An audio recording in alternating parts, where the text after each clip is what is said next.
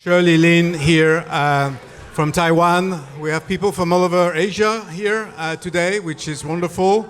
Shirley is the founder and chair of the Center for Asia-Pacific Resilience and Innovation. And she's a research professor at the Miller Center of Public Affairs at the University of Virginia and a non-resident senior fellow at Brookings. So we're going to talk about Taiwan, and before we start, I just want to say that Asia Society France has decided to launch a new research project on Taiwan. I'm just back from Taiwan myself, and we believe it's a very important issue, and I was delighted to see Shirley in Taipei, and I'm going to ask her first how she feels as the founder of a new, relatively new think tank in Taipei. I have to say, a little bit different from the others. What would be the main cliches about Taiwan that you hear about as a think tanker, as a Taiwanese, as somebody who travels a lot? Because I spent 2 weeks in Taiwan, and everybody told me something different about Taiwan, but mainly that similarly to Beijing, in fact, people tell you that the story they hear about Taiwan is not the accurate one. So I'd love to hear your view on this. Thank you, Philippe. It's so great to see you outside of Taipei. That's where I always see you. I rarely come to Paris, but I spent the last week walking 100 kilometers on the coast of English Channel, and I learned that French are also very different. They didn't say anything that I expected about France, about Asia, and they said that Chinese food was terrible. Only Vietnamese food is real Asian food. It was a real shock to my system, but then, of course, I realized people don't go to restaurants in Brittany. There are so many other options. So there is no one story about Taiwan, but there's so many misconceptions because the last 3 years, the relationship between Taiwan and Europe and France has dramatically changed. So now we see so many European leaders. In fact, CAPRI is honored to have invited Jose Manuel Barroso, our founding advisor, to Taipei as the highest level European, politician to Taiwan.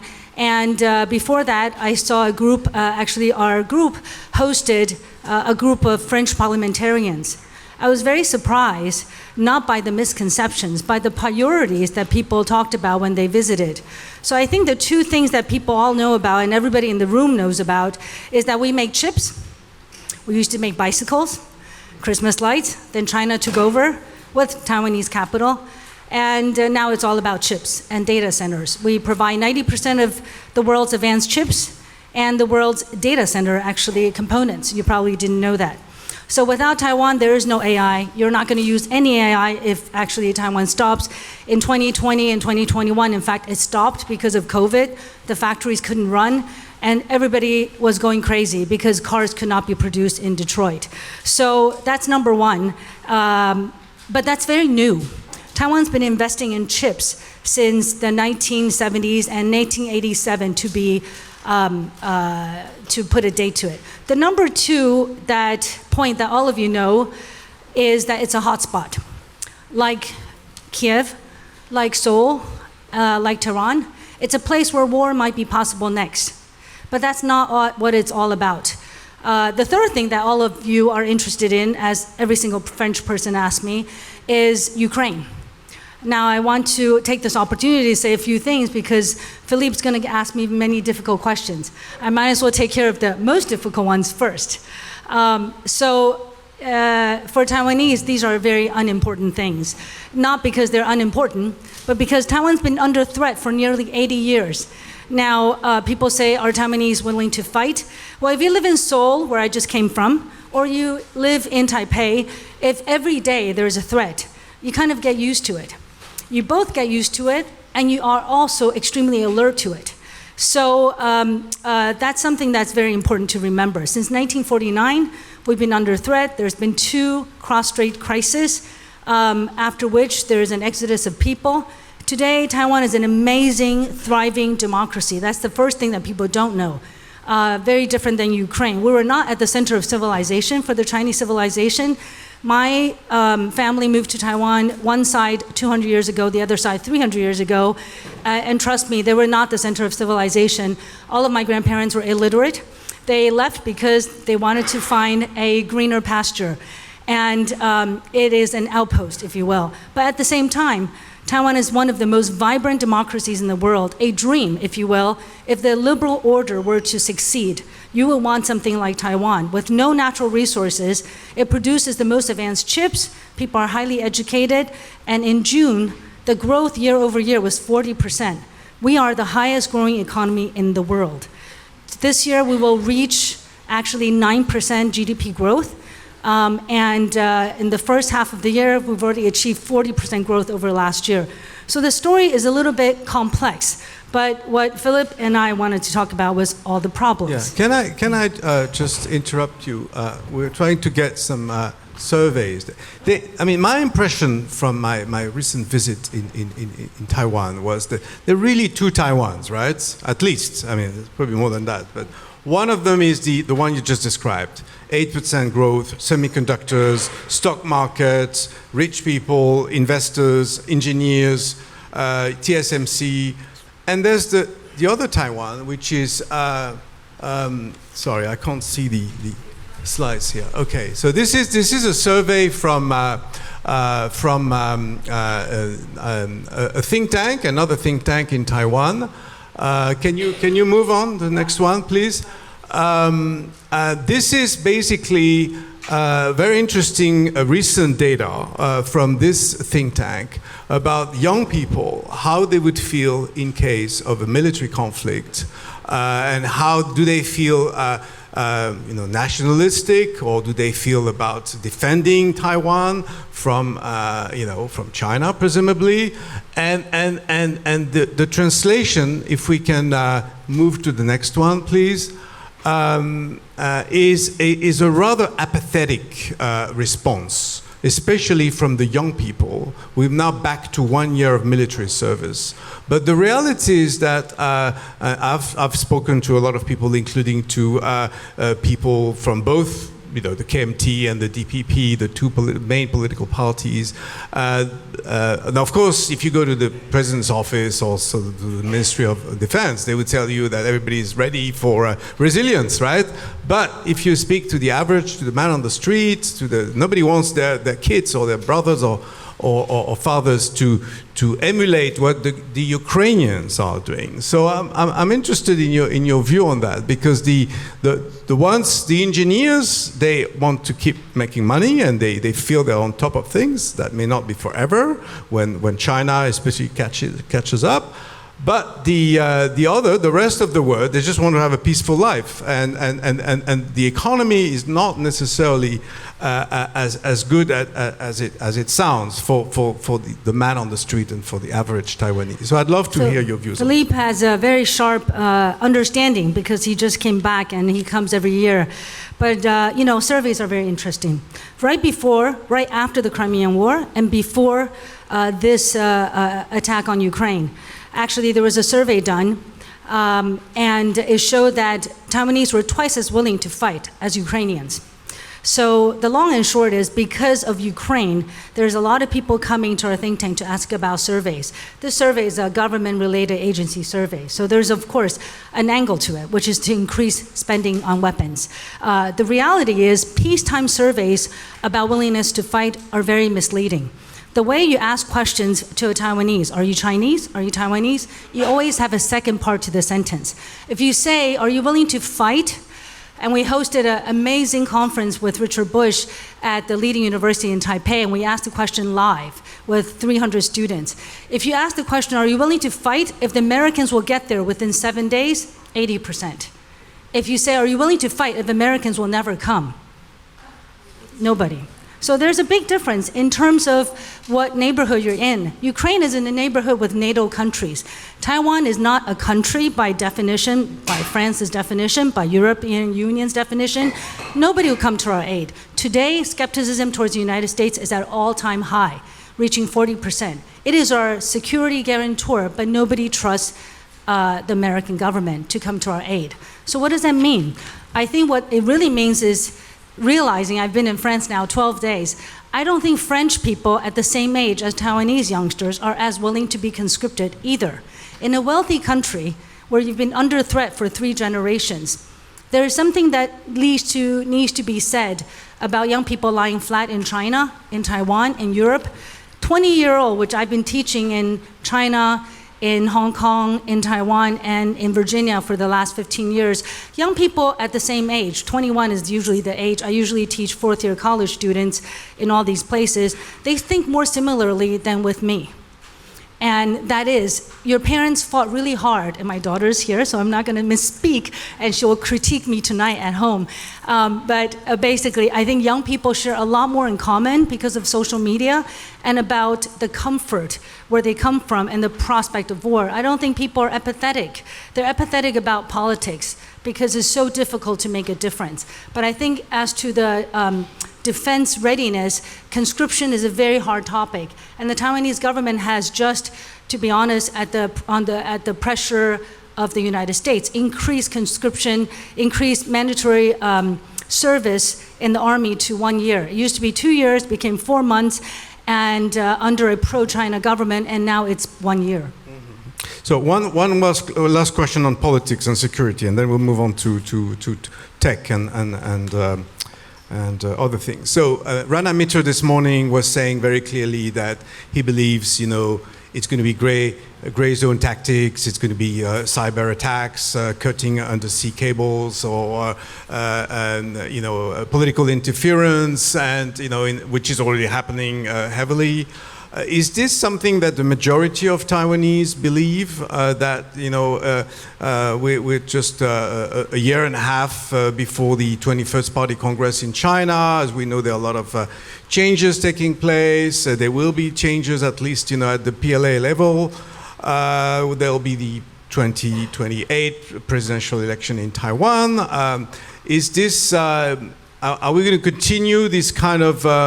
I call this apathy, but it depends a lot on the result of both events, perhaps 2027 and 2028. So, for China to have a peaceful unification, the dream, I believe, and Rana is right, is not to attack. Amphibious landing on the Taiwan coast, I was looking at how beautiful Brittany was. Every night after walking 10 hours, literally dying, we would go swim in the English Channel. There's no such thing in Taiwan. Most of the coastal line is not swimmable and is not landable. There's no Normandy. There's not possible for the Chinese, for the PLA, who also consist of only child. So how willing are the Chinese to fight against the only child in a Taiwanese family? Well, it's a big question. So the real issue, of course, is if you think about Venezuela, if you think about Iran, if there's no co-optation, if there's no infiltration at the local level, you cannot be successful with any kind of invasion. So the question is, how well have the Chinese infiltrated? Well, there's two sides of Taiwan. The real two sides of Taiwan, besides age difference, is basically the blue and the green, the pro-China and the pro-US side. And today it's very interesting. The KMT used to be the pro-US party. All of the KMT leaders were US educated. And basically DPP are mostly leaders who don't speak English. And they're actually pro-Japanese, but not really pro-US. That has completely flipped because the DPP, which is considered more pro-independence, actually is very pro-US, favorable to buying weapons. $40 billion we've committed. We've committed more than $200 billion, probably more than that, of TSMC investment in Arizona. All of this, of course, is quite strange because the KMT now is opposing all of this. Now, in Taiwan, if you eat an apple and you say it's sweet, people will say, you're pro-American, because that apple is from California. That's how polarized the situation is. Every TV program you watch, you say, is this a green channel? Is this a blue channel? Everything you talk, every forum like this you go to, you ask, is this green or is this blue? And in fact, everybody who comes to our think tank says, why don't you have a color? So eventually, Taiwan did have a third party. It's white. And we used to say we're invisible. We're not white, blue, or green. Otherwise, we'll be in big trouble. You can see there's a market for Apple from Brittany, which I'll be working on very soon. Turning to what you wrote on the Taiwan supply chain fragmentation and what you call the protectionist policies by the US and China. Now, Taiwan is an island. It's like everybody knows that. It's just surrounded by big powers, primarily China and Japan. But if China was to decide to cut links, to surround the island and cut the export of semiconductors and technology from Taiwan, or cut certain access to Taiwan, that would be a big problem. So there are already these problems with supply chain fragmentations. But what are the options for this island? Philippe, sorry, I didn't finish answering the last question, and segues into this one perfectly. So the infiltration of Chinese in Taiwan infiltration is a negative word. By saying that, I'm already taking a side, so I shouldn't say that. I would say the penetration of the market by the Chinese is very successful. In 2012, the Chinese, using a proxy, the owner of Wang Wang, the cookie, the biscuit, bought the leading, actually, Chinese language newspaper in Taiwan. So everything you see in Taiwan actually has a Chinese hue to it, if you will. And I would say similarly for supply chain, 1 million Taiwanese live in China still today. So while China is Taiwan's biggest enemy, it is our biggest friend, our most important friend. Trading with China is still at an all-time high, but investment has gone so low. Today, EU is the leading investor in Taiwan. It's quite incredible, the change. This all changed only in the last few years. And if you're talking about the supply chain, if I were here last year, and I'm sorry that I couldn't actually accept Duncan's invitation last year because of a family illness, but I really wanted to come, it would have been a totally different talk.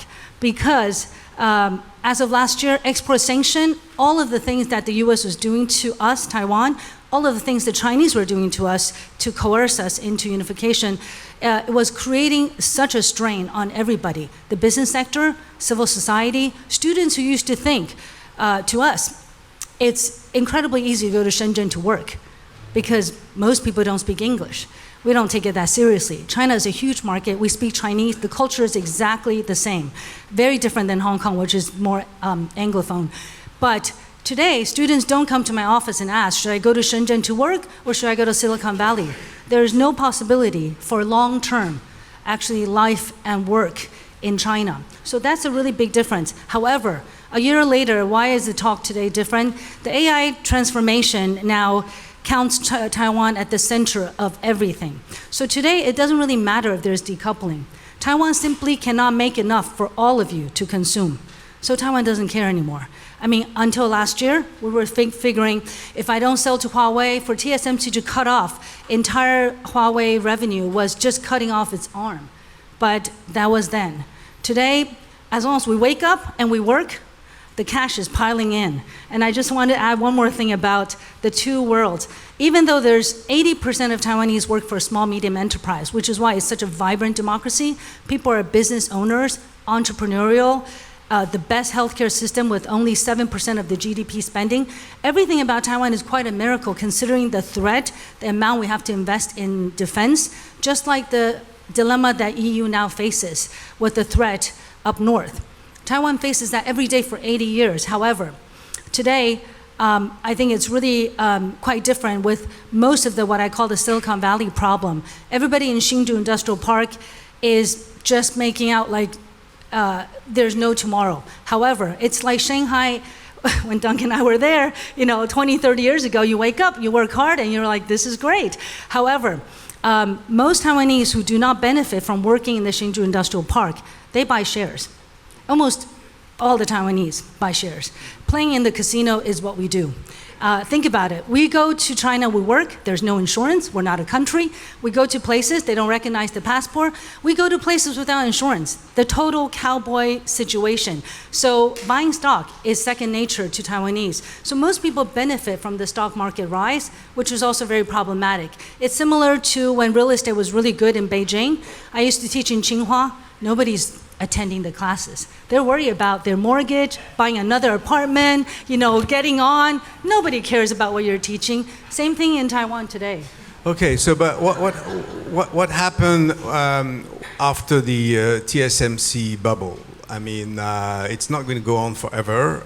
This company is amazing, but the national economy seems to depend partly on this sector, right? I mean, this is the multinational that everybody talks about. There's a security element to this. TSMC has been investing in the US, is looking at Germany. But at the end of the day, China will be catching up and others might be catching up. And what will the Taiwanese do? The Taiwanese will move to China, which we already do. Okay. So I think the bigger question, of course, is what is the AI cycle? Now, that's too big of a question. I gave a speech at the Morgan Stanley AI Summit just a month ago. If you were to ask me the question, basically, Taiwan, and like I said, I just came from visiting SK Hynix, which we're working very close with, as well as Tokyo Electron that was just here in the previous Japan panel. Basically, Northeast Asia is powering the entire world. And if you're asking me when the bubble will burst, well, we should ask the whole world. When is, the IPO boom going to bust, both in China and in Silicon Valley? That's a bigger question. I think we don't have enough time for that. But I would just say the semiconductor cycle is a very dangerous one. I've been investing in semiconductor. I founded SMIC in Shanghai. It is a money game. It's not really a know-how game in the sense that the reason that in the decoupling, the Taiwanese and the Koreans and the Japanese have to choose the American side is because that's who owns the IP. The hyperscalers, basically the Apple and the NVIDIA, those are the ones who are actually serving the customers. And so for the East Asian economies, they are basically in the hardware middle section. And as countries like India are trying to, we work a lot with India as well, are trying to move into testing and packaging. And a Taiwanese company just made a big investment here in France in testing and packaging, Foxconn, which founded SMIC with me. I think that the game is a very long one. How long will this bubble last is for all of you investing in OpenAI, and I think you'll have to ask yourself, how long are you willing to fund this game, which is increasingly capital intensive? Great. Do we have time for a couple of questions? Anybody? Okay, sorry. I want to get a retirement home in Taiwan and sip tea in Alishan. I'm scared of potential war. Okay, that's an interesting one. All right, I thought we'd answer that already. There's going to be no war. It's going to be just a gray zone tactic. Okay? Well, we do have a wonderful board member. So our foundation is also pioneering. We want to say that Taiwan shouldn't be making chips or bicycles in 30 years. We should be exporting ideas. How did Taiwan become such a miracle with no natural resources? So one of the ideas we have is that we would start a nonprofit foundation think tank that would include non-Taiwanese board members. So our board member, Alicia Garcia, spoke here last year. For those of you who were here last year, thanks to Duncan's invitation. So she has 3 homes in northern Taiwan, and she also has a few bunkers. So don't worry, you'll be all covered. All right. Has the CCP put forth a plan on how they envision Taiwan's development or role if it were to be absorbed by the mainland? I take pride in trying to play the role of teaching in Beijing, speaking to policymakers in Hong Kong, in Washington, and Taipei, but the last few years have made it quite difficult. So it would be hard for me to answer this question, which I could 5 years ago when I still visited a higher party school to tell them about what's happening on the ground in Taiwan. It's very hard to see how Beijing could develop a plan when so much interaction has been cut. So people-to-people interaction is still very, very high. I mean, for Taiwanese, going on a trip to Xinjiang is a no-brainer. You just sign up, you go on a tour, we can use local guides, we understand everything, we know how things work, we love it. But on a formal level, expert to expert, I just went to a conference where Zhejiang University, which is now the #1 university in the world in innovation, came, and they said how difficult it was for them to ever visit. So they asked me if I could help them issue visa. Similarly, I think if Taiwanese experts and policymakers were to go to China, they need permission. And after you return, you get a lot of questions, which I felt the same when I went to Norway. I talked to a lot of Chinese experts. I think Europeans going to China and staying there for research could lead to some kind of trouble. And so I think it's really too bad.